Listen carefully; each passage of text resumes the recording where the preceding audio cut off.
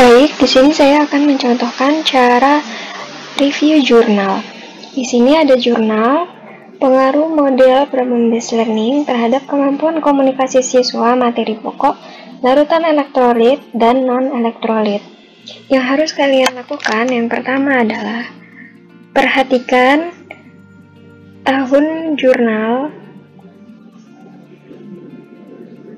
ini ya. Kemudian judul, kemudian penulis, nomor doi-nya juga. Nah ini. Kemudian tanggal publikasinya ini ya. Oke. Selanjutnya, Bismillahirrahmanirrahim. Assalamualaikum warahmatullahi wabarakatuh. Kali ini saya akan membahas cara review jurnal dan sintesis jurnal untuk skripsi. Review jurnal merupakan sebuah strategi untuk bisa mempermudah memahami inti dari penelitian yang telah dilakukan. Langkah-langkah penting dalam mereview jurnal ilmiah yaitu: bacalah bagian pendahuluan, kemukakan tujuan dari penelitian pada jurnal, jelaskan alasan penulis memilih penelitian tersebut, apakah penelitian itu mengemukakan satu pendekatan baru terhadap masalah yang ada. Yang kedua, bacalah bagian diskusi. Kemukakan solusi apakah yang dipakai oleh peneliti untuk menjawab pertanyaan penelitian, bagaimana peneliti mendesain eksperimen, lalu kemukakan apakah eksperimen itu berhasil atau tidak. Yang ketiga, apakah ada contoh eksperimen yang tidak berhasil dalam jurnal? Kemudian, bagaimana peneliti membahas penyebabnya? Ataukah penyebab itu tidak dibahas sama sekali? Jadi kalau misalnya nanti di jurnalnya itu nggak dibahas, ya nggak perlu kalian ceritakan ya. Bacalah bagian kesimpulan dan apakah kesimpulan itu menjawab semua pertanyaan yang diajukan pada bagian introduction. Nah, kalian harus cari tahu tuh. Kemudian yang keempat, di manakah letak kontribusi terbesar dari penelitian ini? Apakah ada masalah penelitian yang masih belum diselesaikan? Nah, kalian harus cari tahu ini ya di jurnal itu.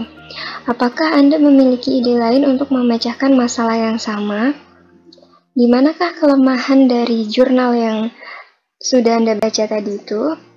Kemudian, bacalah bagian referensi dan coba cari informasi berikut. Apakah referensi yang dipakai itu terupdate atau enggak? Kemudian, ataukah jurnal yang dijadikan referensi itu sudah terlalu lama? Kemudian, bacalah dan carilah sekiranya Anda tertarik untuk mengerjakan penelitian pada tema yang berdekatan, catatlah paper atau buku penting yang tercantum pada bagian referensi paper tersebut. Jadi, nanti kalau kalian analisis jurnal, misalnya penelitian kalian itu mirip, berdekatan, nah itu kalian bisa catat referensi jurnal atau buku yang ada pada daftar pustaka dari jurnal itu. Nah, selanjutnya ini contoh format mereview jurnal ilmiah. Formatnya ini ya, ada latar belakang, kemudian ada metode, ada hasil, dan pembahasan, kemudian ada kesimpulan. Nah, di poin latar belakang itu, kalian harus jelaskan tujuan penelitiannya itu apa, kemudian alasan peneliti mengambil judul itu apa, kemudian teori-teorinya dijelaskan sedikit ya. Nah, kalau ngeliat dari formatnya ini kan berarti kayak rangkuman. Soalnya banyak yang nanya, Bu, kalau review jurnal itu berarti ringkasan dari jurnal itu ya, Bu? Sebenarnya bukan ringkasan. Kalau review jurnal itu tanggapan kalian menurut jurnal itu gitu. Tapi ya itu kalian informasi apa yang kalian tangkap setelah kalian membaca jurnal itu. Nah gitu, review jurnal itu seperti itu. Jadi latar belakangnya itu gak perlu panjang-panjang, yang kalian ambil aja yang kalian tangkap dari penelitian itu, dari jurnal itu tuh alasan peneliti ngambil judul jurnal itu tuh apa. Kemudian di bagian metode, kalian tidak perlu juga menjelaskan panjang-panjang. Kalian cukup sebutkan saja subjek penelitiannya apa, teknik pengumpulan datanya apa, alat pengumpulan datanya apa. Tidak perlu dijelaskan secara panjang-panjang gitu ya. Kemudian di bagian hasil dan pembahasan, nah ini hasilnya kalian sebutkan hasilnya apa. Kemudian di pembahasan itu biasanya kalau misalnya ada, kalian jelaskan juga. Misalnya problem based learning berpengaruh terhadap hasil belajar siswa. Nah, alasannya kenapa itu dijelaskan? Biasanya itu ada di jurnal. Itu kalian tuliskan di sini. Jadi jangan panjang-panjang juga ya. Kemudian yang keempat, kesimpulan. Biasanya ini berisi kesimpulan dari penelitian, kelebihan dari jurnal, dan keterbatasan atau kekurangan atau kelemahan dari jurnal yang sudah kalian baca. Misalnya menurut kalian jurnal ini kurang menjelaskan tentang gimana proses pembelajarannya, nah itu boleh dituliskan di kelemahan jurnal gitu ya. Oke, selanjutnya akan saya contohkan tentang gimana cara membuat analisis dari jurnal tertentu ya.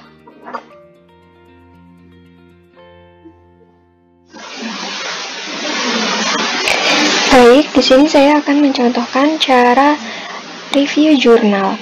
Di sini ada jurnal pengaruh model problem based learning terhadap kemampuan komunikasi siswa materi pokok, larutan elektrolit dan non-elektrolit. Yang harus kalian lakukan yang pertama adalah perhatikan tahun jurnal ini ya. Kemudian judul, kemudian penulis, nomor doi-nya juga. Nah ini. Kemudian tanggal publikasinya ini ya. Oke. Selanjutnya, kalian harus membaca abstraknya. Dengan membaca abstrak, kalian tahu ringkasan jurnal secara keseluruhan. Oke, kita baca ya. Jadi, penelitian ini bertujuan untuk mengetahui pengaruh model PBL terhadap kemampuan komunikasi siswa pada materi pokok, larutan elektrolit, dan non-elektrolit. Kemudian jenis penelitiannya kuasi eksperimen, menggunakan desain post-test only control group design. Kemudian populasinya seluruh siswa kelas 10 di SMA tersebut. Nah, sampelnya mengambil kelas IPA. Kelas 10 MIA 3 sebagai kelas eksperimen dan 10 MIA 4 sebagai kelas kontrol. Nah, kalau kelas kontrolnya menggunakan model konvensional. Lalu, teknik pengambilan sampelnya menggunakan purposive sampling. Nah, selanjutnya data kemampuan komunikasi siswa dikumpulkan menggunakan tes tulis untuk kemampuan komunikasi lisan. Sedangkan lembar observasi untuk data kemampuan komunikasi lisan. Kalau yang tes tertulis tadi komunikasi tulisan, yang lembar observasi untuk komunikasi lisan. Nah, berarti nanti kalian bisa menuliskan alat pengumpulan data dalam jurnal ini yaitu berupa teks tertulis dan lembar observasi gitu ya. Nah, hasilnya menunjukkan bahwa rata-rata kemampuan komunikasi tulisan siswa di kelas eksperimen memiliki kriteria yang tinggi, sedangkan di kelas kontrol kriterianya sedang. Setelah itu, kemampuan komunikasi lisan untuk kelas eksperimen kriterianya sangat rendah dan kelas kontrol juga sangat rendah. Lalu, berdasarkan uji hipotesis menggunakan uji T, nah dari sini, berarti di jurnal ini untuk teknik analisis datanya menggunakan uji T, gitu ya. Oke, menunjukkan bahwa model problem based learning memberikan pengaruh terhadap kemampuan komunikasi tulisan siswa, materi pokok, larutan elektrolit, dan non-elektrolit. Nah, ini kesimpulannya. Oke, Jadi setelah membaca abstrak, kalian tahu gambaran penelitiannya dari awal sampai akhir ya. Selanjutnya, yang kalian lakukan adalah membaca pendahuluan. Nih, dari pendahuluan ini, kalian baca atau cari masalahnya. Nah, ini. Berdasarkan hasil observasi, nah ini kalian tulis masalahnya apa. Oke. Setelah itu, karena kita membahas model PBL, maka kita cari teori tentang PBL di pendahuluan ini. Nah, ini kalian tulis ini. Model PBL merupakan salah satu model pembelajaran yang memiliki ciri khas, yaitu selalu dimulai dengan masalah dan berpusat pada masalah. Ini boleh kalian tulis. Selanjutnya,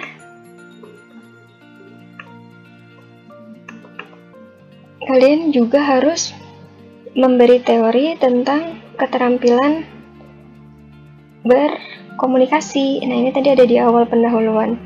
Nah, ini kalian boleh tulis ini. Itu ya. Lalu, jangan lupa menuliskan penelitian pendahulu seperti ini. Dalam penelitian, Wasonowati menyatakan bahwa penerapan model PBL yang didukung oleh teori perkembangan biasa menyatakan bahwa perkembangan kognitif siswa bergantung pada keaktifan dalam berinteraksi serta memanfaatkan pengalaman nyata. Tuh kalian tulis. Sudah ya, sampai sini mudah kan? Selanjutnya di bagian metodologi yang kalian review adalah desainnya. Kalian tulis aja. Desain penelitian sama dengan post-test only control design. Seperti itu ya. Nah, yang seperti ini tidak perlu dijelaskan kalau untuk review jurnal. Kemudian, sebutkan variabelnya. Variabel bebasnya apa? Variabel terikatnya apa? Variabel bebasnya PBL, variabel terikatnya kemampuan berkomunikasi. Kemudian sebutkan populasinya, sebutkan sampelnya, kemudian ini sebutkan instrumen pengumpulan datanya, kemudian ini jika ada uji validitas dimasukkan juga. Oke, cukup menyebutkan saja. Nah, selanjutnya di hasil dan pembahasan. Kalian tulis dulu hasilnya apa. Oke ya. Setelah ditulis hasilnya apa, kemudian ditulis alasannya. Misalnya ini, kemampuan komunikasi tulisan ya, kemampuan komunikasi secara tulisan. Itu menyebutkan bahwa, nah kita baca di sini. Nih.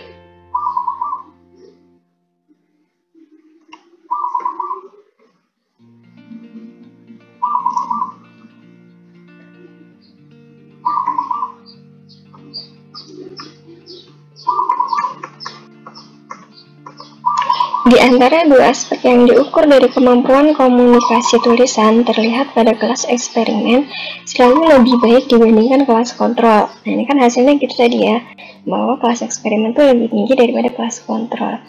Mengapa? Nah, itu jelaskan. Nah, ini ada nih di sini.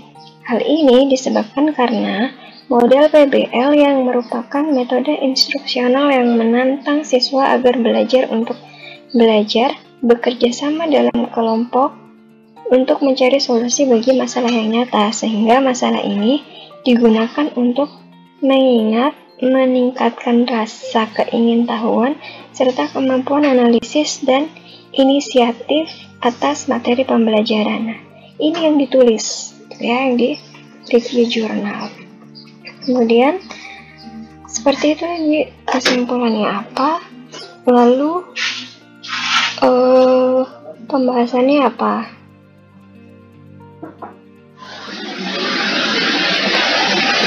Oke, jadi seperti itu ya. Terus ini untuk yang kemampuan komunikasi lisan siswa, begitu juga. Tulis hasilnya seperti apa, kemudian alasannya seperti apa, cari di jurnal ini. Oke, Kemudian misalnya ada yang misalnya hasilnya tinggi. Setelah itu alasannya karena dalam pembelajaran seperti ini gitu ya dijelasin. Nah, itu didukung oleh teori apa. Nah, itu kalian tulis juga nanti di review jurnalnya. Gitu ya. Selanjutnya, kesimpulan. Di kesimpulan itu kalian tulis saja kesimpulannya apa, lalu menurut kalian kesimpulannya itu menjawab pertanyaan masalah atau enggak, menjawab pertanyaan penelitian atau enggak. Kemudian setelah di kesimpulan ini ada kelebihan dan kekurangan jurnal. Kelebihannya apa, kalian jelaskan. Kemudian kelemahannya kalian jelaskan apa. Nah, kelebihannya itu biasanya dijelaskan kalau proses pembelajarannya itu dituliskan di jurnal secara jelas, kemudian proses pengambilan sampelnya sudah sesuai gitu. Kalau misalnya kelemahannya itu misalnya di dalam pembahasan tidak dijelaskan mengapa alasan keterampilan komunikasi yang lisan itu rendah, tidak dijelaskan mengapa keterampilan yang tulisan itu tinggi, tidak dijelaskan mengapa keterampilan komunikasi yang alasan mengapa keterampilan tulisan itu lebih tinggi daripada keterampilan yang lisan itu tidak dijelaskan. Itu bisa menjadi kelemahan dari jurnal itu. Kalian tuliskan di bagian kesimpulan ya untuk kelemahan dan kelemahan. Oke, seperti itu cara mereview jurnal. Nah, selanjutnya bagaimana cara sintesis jurnal? Kemudian kalian gunakan untuk di skripsi kalian. Nanti akan saya jelaskan lebih detail di video saya selanjutnya, yaitu tentang cara membuat bab 2 skripsi. Gitu ya. Jadi gimana caranya kalian mengambil kata-kata yang seperti apa yang mau kalian masukkan ke dalam bab 2 skripsi kalian, itu nanti saya akan jelaskan di video saya selanjutnya. Nah, untuk kali ini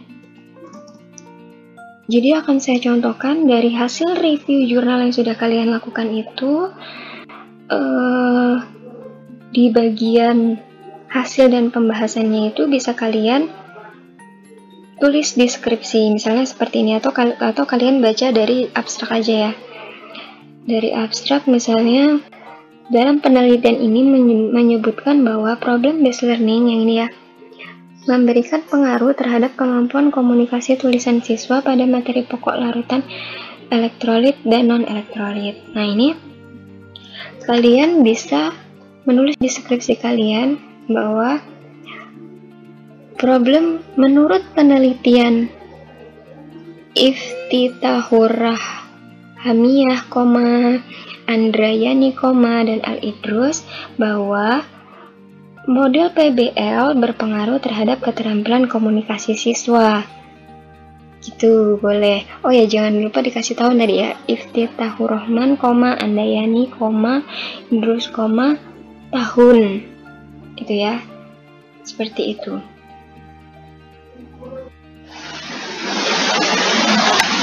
Untuk lebih jelasnya nanti saya akan jelaskan di video saya selanjutnya. Untuk kali ini sekian. Terima kasih, semoga bermanfaat. Saya akhiri. Wassalamualaikum warahmatullahi wabarakatuh.